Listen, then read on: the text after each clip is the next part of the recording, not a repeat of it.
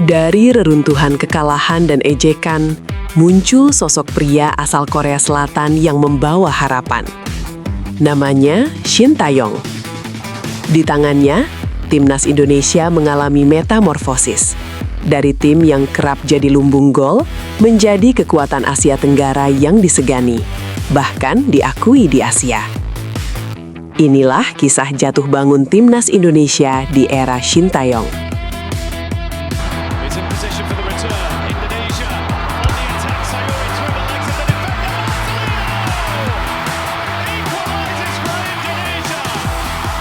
Era penuh perjuangan, menguras emosi, air mata, dari kegelapan menuju kebangkitan. Sebelum kita membahas timnas Indonesia era Shin Tae-yong, kita akan mundur beberapa tahun sebelumnya, di mana masa suram tim Garuda hampir tak ada terang dalam sepak bola kita. Gelap dan kelam terus saja membayangi tanpa jeda. Januari 2017, setelah menjalani era kegelapan yang panjang, muncul sedikit cahaya terang bagi timnas Indonesia. Januari 2017 adalah hari di mana Luis Milla menjadi nahkoda sang Garuda. Pemirsa, PSSI akhirnya meresmikan Luis Milla Aspas sebagai pelatih timnas Indonesia pada Jumat petang. Pemirsa, PSSI akhirnya meresmikan Luis Milla Aspas sebagai pelatih timnas Indonesia pada Jumat petang. Dia datang dengan reputasi sebagai mantan pemain timnas Spanyol dan pelatih timnas U21 Spanyol. Bahkan pernah melatih generasi emas Spanyol seperti David Gea, Juan Mata, dan Thiago Alcantara. Di bawah arahan Luis Milla, meski jarang memetik kemenangan, permainan timnas terlihat sedap dipandang mata. Dia membawa filosofi sepak bola Al Spanyol yang dikenal dengan penguasaan bola, pergerakan tanpa bola, hingga struktur permainan yang rapi. Luis Milla dianggap berhasil membawa tiki-taka ke timnas Indonesia. Dia mengajarkan Indonesia bermain dengan otak, bukan hanya semangat.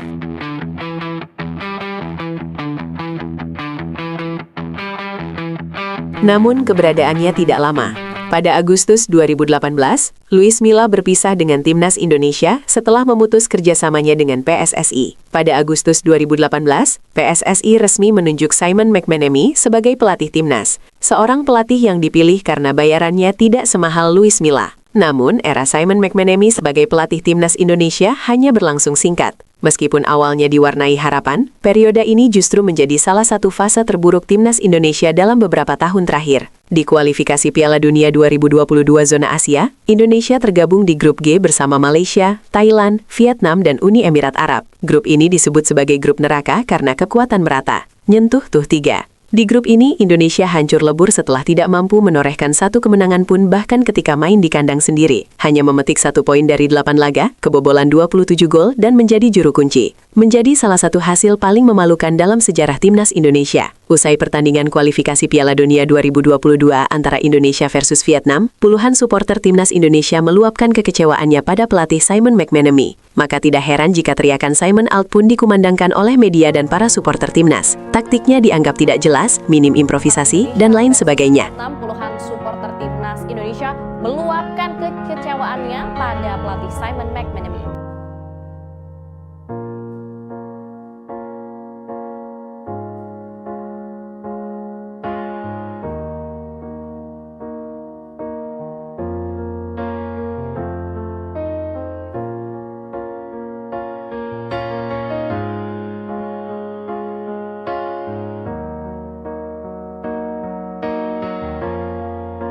Perkenalkan pelatih baru timnas senior.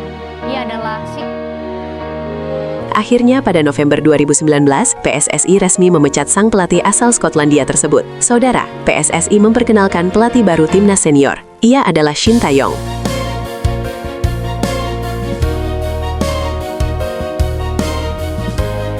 Pada Desember 2019, PSSI mengambil keputusan berani dengan menunjuk Shin Tae sebagai pelatih kepala timnas Indonesia menggantikan Simon McManamy. Dia bukan nama sembarangan. Shin Tae-yong pernah membawa Korea Selatan ke Piala Dunia 2018 dan mengalahkan Jerman di fase grup wild.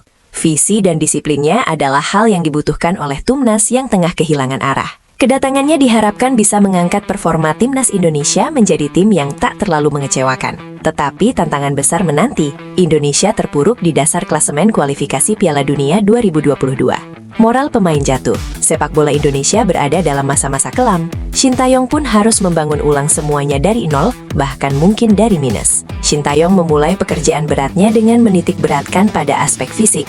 Minimnya fasilitas dan buruknya fisik para pemain dianggap sebagai salah satu faktor besar buruknya performa timnas. Shinta menyadari bahwa era sepak bola modern, terutama di level internasional, sangat menuntut daya tahan, kecepatan, dan stamina tinggi. Oleh karena itu, dia menganggap fisik yang prima adalah fondasi utama sebelum bicara taktik. Dia ingin pemain Indonesia bisa bersaing melawan tim-tim kuat Asia dan dunia yang bermain dengan intensitas tinggi. Hasilnya, lambat laun pemain Indonesia terlihat lebih tahan banting dan tidak cepat kelelahan saat bertanding. Shin Tae-yong tidak langsung fokus ke tim senior.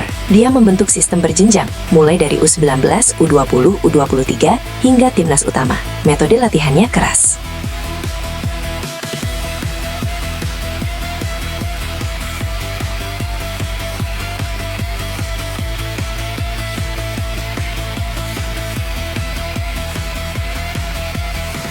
Para pemain muda sempat kaget dengan intensitas latihan fisik yang digandakan. Dia juga mulai memantau pemain keturunan Indonesia yang bermain di luar negeri. Langkah ini membuka gerbang baru. Naturalisasi strategis berbasis kualitas bukan semata nama besar. November 2021, Elkan Bagot resmi memilih Indonesia ketimbang Filipina sebagai kewarganegaraannya.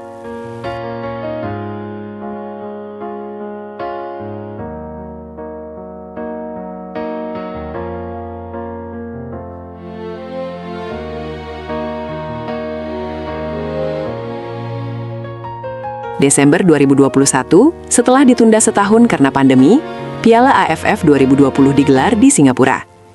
Indonesia hadir dengan wajah baru, muda, penuh semangat dan lapar akan pembuktian. Usia skuad rata-rata hanya 23 tahun.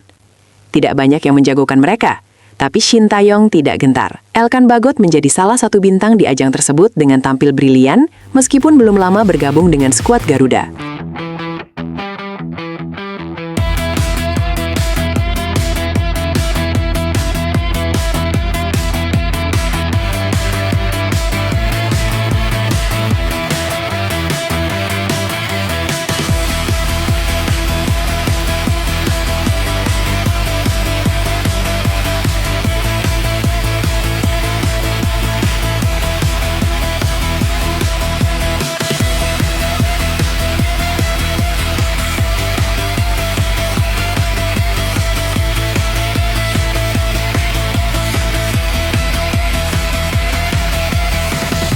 Indonesia melaju hingga final, namun mereka gagal menjadi juara usai dikalahkan Thailand. Tapi publik tahu, ini adalah tim masa depan. Di ajang inilah Shin Tae-yong mulai dipandang. Dirinya dianggap tepat untuk membangun timnas Indonesia masa depan.